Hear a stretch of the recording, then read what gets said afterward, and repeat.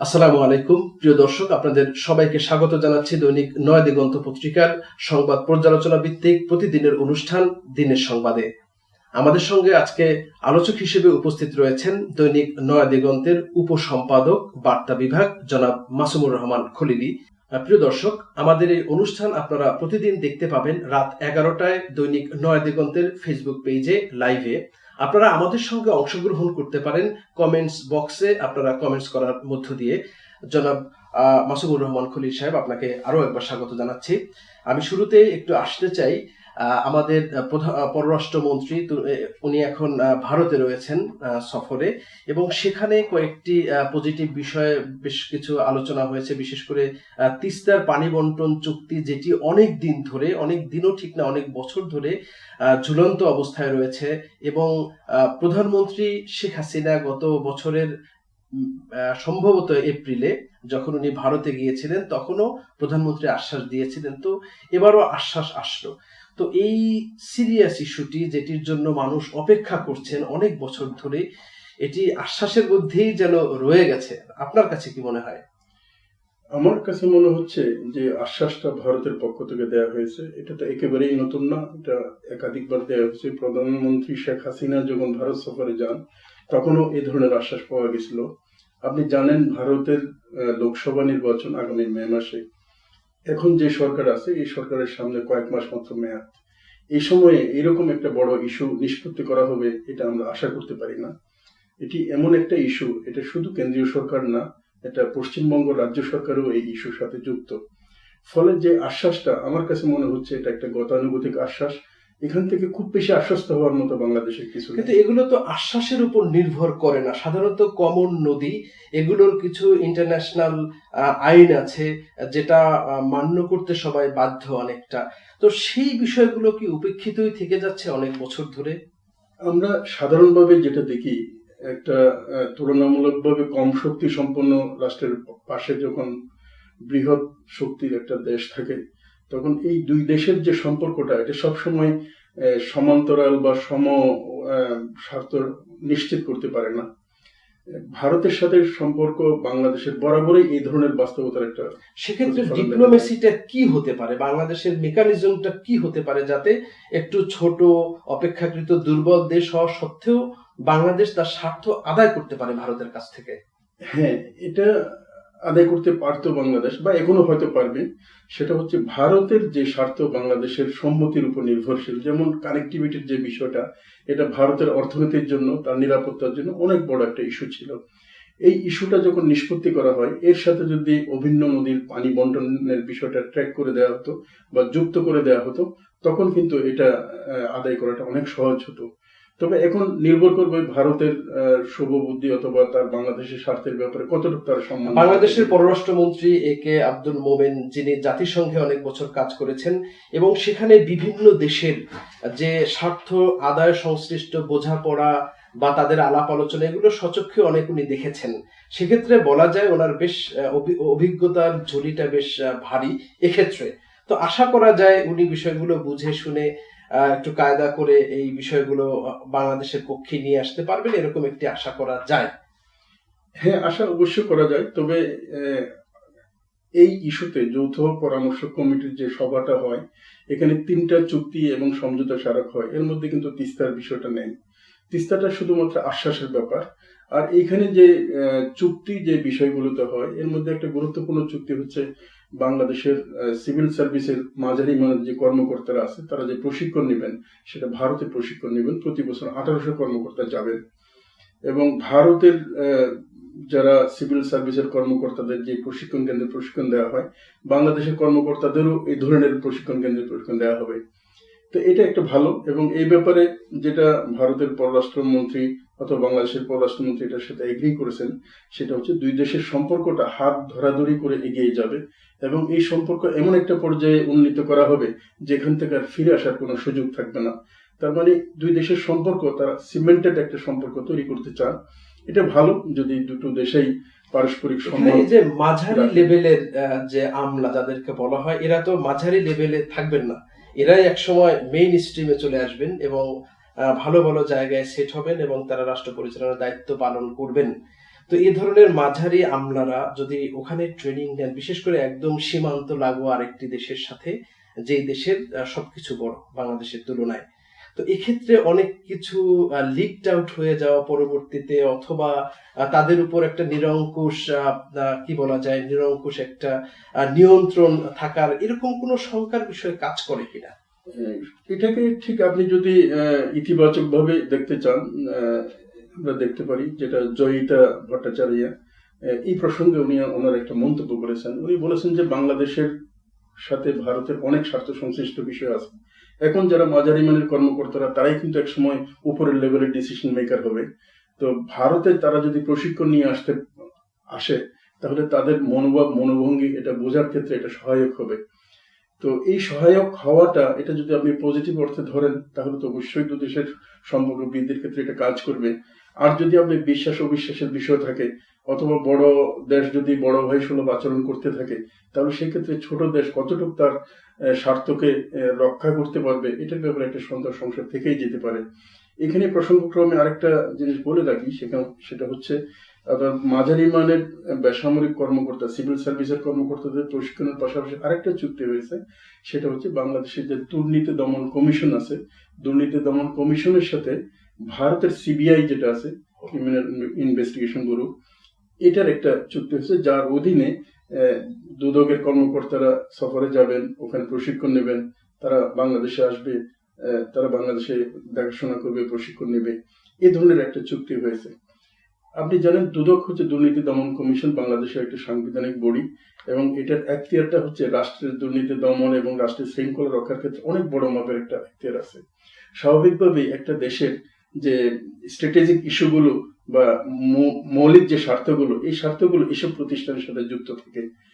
তো দুদক এবং সিবিআই এর সাথে যে চুক্তিটা হয়েছে, আপনি যদি পজিটিভ অর্থে নেন তাহলে ঠিক যেমনটি পররাষ্ট্রমন্ত্রী বলছিলেন, ভারতের দু দেশের সম্পর্কটা হাত ধরাধরি করে এমন একটা জায়গায় চলে যাবে যেখান থেকে আর ব্যাক করার অবকাশ থাকবে না। তো হয়তোবা এই জায়গাটাতে নিয়ে যাওয়ার জন্য এই ধরনের চুক্তিগুলোর প্রয়োজন তারা অনুভব করেছে।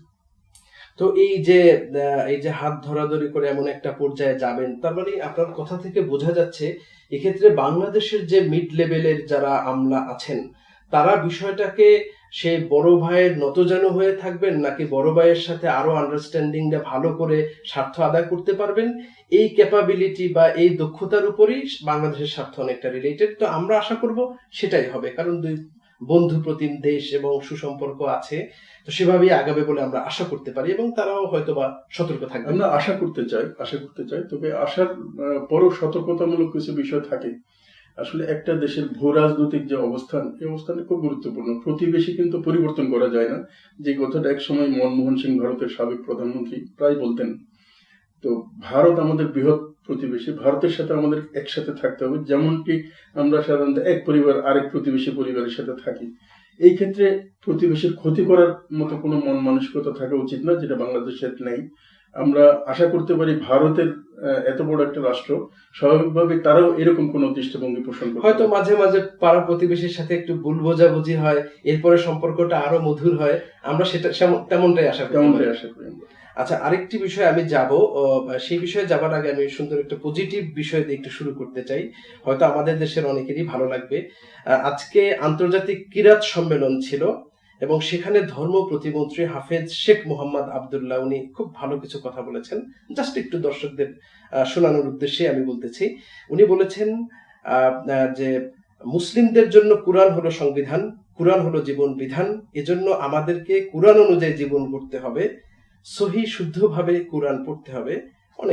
অনেকে ছিলেন ওখানে, ভালো কথা বলেছেন, ভালো লেগেছে অনেকের। আরো আজকে শুক্রবার আমি ব্যক্তিগতভাবে শেখ মোহাম্মদ আবদুল্লাহ যিনি ধর্ম প্রতিমন্ত্রী হয়েছেন, উনি একজন ধার্মিক ব্যক্তি, এবং ধর্মীয় প্রতিষ্ঠান বিশেষ করে কওমি মাদ্রাসা এবং আলিয়া লাইনের যেসব মাদ্রাসা, এগুলোর উন্নয়নের ব্যাপারে ওনার আন্তরিক প্রচেষ্টা মন্ত্রী হওয়ার অনেক আগ থেকেই ছিল, এবং উনি একজন সমন্বয়বাদী ব্যক্তি।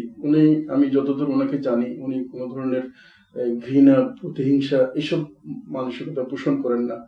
ফলে দায়িত্ব নেওয়ার আগে হোক অথবা দায়িত্ব নেওয়ার পর থেকে উনি যেসব কথাগুলি বলছেন, এগুলি খুবই পজিটিভ, ইতিবাচক।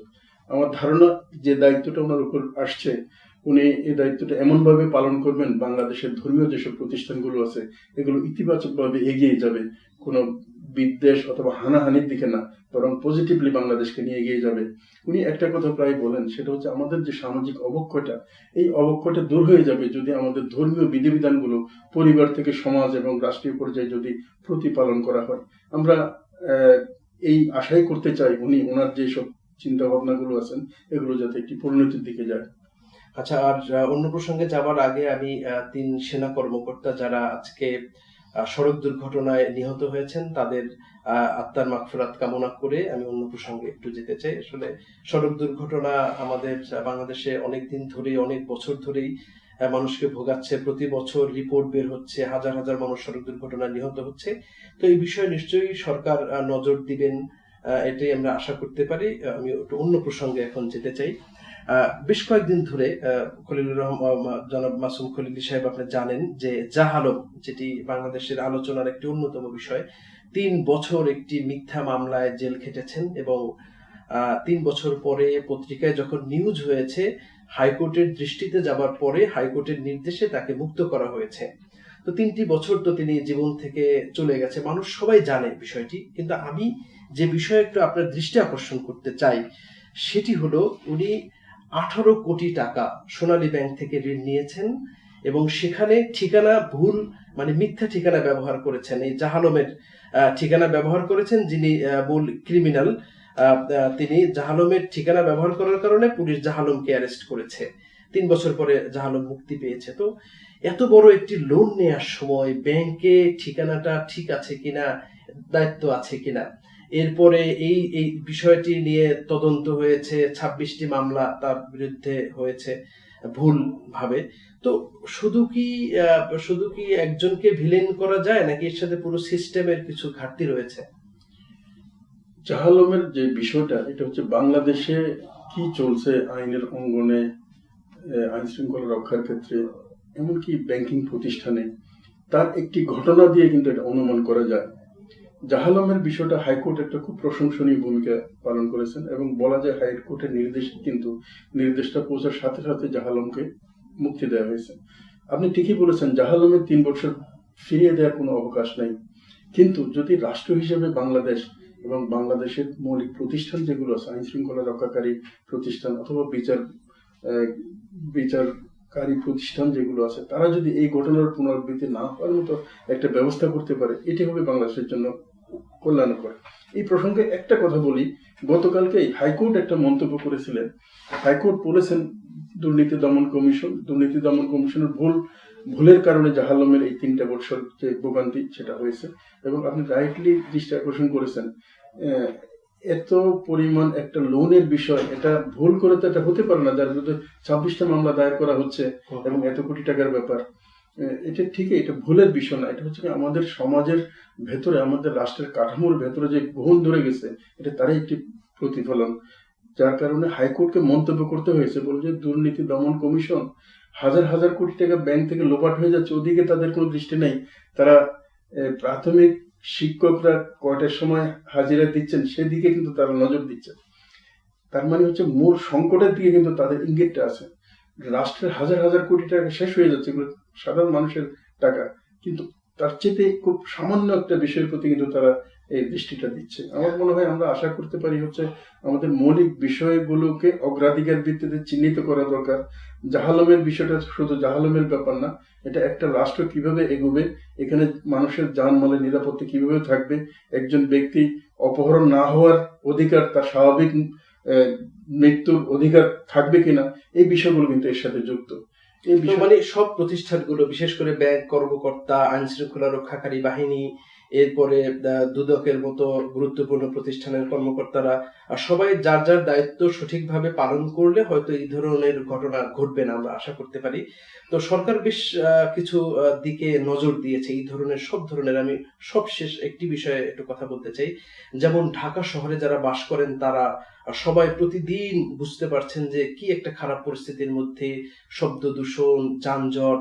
তো সরকার উদ্যোগ নিয়েছে বিশেষ করে নদী, বুড়িগঙ্গা নদীকে সেভ করার এবং সেখানে অবৈধ স্থাপনা উচ্ছেদের সরকার বেশ জোরালোভাবে কাজ শুরু করেছেন দেখা যাচ্ছে। এছাড়া তুরাগ নদী ভরাট, সেখানে সরকার খুব কঠোর অবস্থানে গিয়েছে। এই বিষয়গুলোকে আপনি কিভাবে দেখছেন? ঢাকা শহরের পরিবেশ, বিশেষ করে বায়ু দূষণের অবস্থা এমন পর্যায়ে যে নতুন যে জেনারেশনটা, নতুন বাচ্চারা এরা প্রায় অসুস্থ হয়ে পড়ে এবং বলা হয় যে বিশ্বের সবচেয়ে দূষিত যে কয়েকটা নগরী আছে এর মধ্যে কিন্তু ঢাকা শহর একটা। এই নগরী দূষিত হওয়ার একটা মৌলিক কারণ হচ্ছে, যেমন ঢাকার মূল যে নদীটা আছে, এই বুড়িগঙ্গা, শীতলক্ষ্যা অথবা আপনি তুরাগ নদী বা বালু নদীর কথা বললেন, এইসব নদীতে যে বিভিন্ন শিল্প কারখানার বর্জ্যগুলো যাচ্ছে, এই যে ট্যানারি বর্জ্য, এগুলো যাচ্ছে এবং নদীর তীরটা দখল হয়ে যাচ্ছে।